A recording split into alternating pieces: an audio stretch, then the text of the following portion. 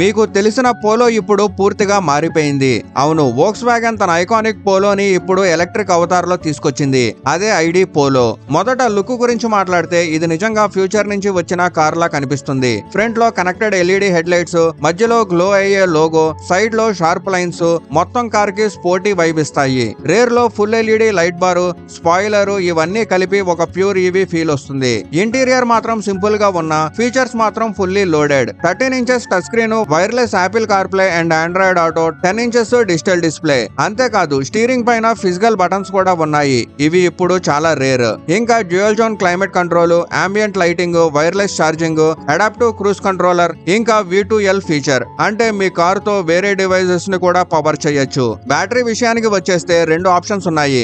ఒకటి 37 kilowatt hour, దాదాపు 329 kilometres range. మరొకటి 52 కిలోవాట్ అవర్, సుమారు 454 కిలోమీటర్స్ రేంజ్. ఫాస్ట్ ఛార్జింగ్ తో 23 నిమిషాల్లో 10 నుంచి 80% ఛార్జ్ అవుతుంది. దీని ప్రైస్ యూరోప్ లో 25,000 యూరోస్ లోపే. అంటే ఇండియాలో దాదాపు 28 లక్షల వరకు ఉండొచ్చు. ఇండియాలో ఎప్పుడు రిలీజ్ చేస్తారో ఇంకా క్లియర్ చేయలేదు, కానీ 2027 వరకు రావచ్చు. మీరే చెప్పండి, ఈ ఐడి పోలో ఇండియాలోకి వస్తే ఈవీ హ్యాచ్ బ్యాక్ సెగ్మెంట్ లో క్లిక్ అవుతుందంటారా? కామెంట్ లో చెప్పండి.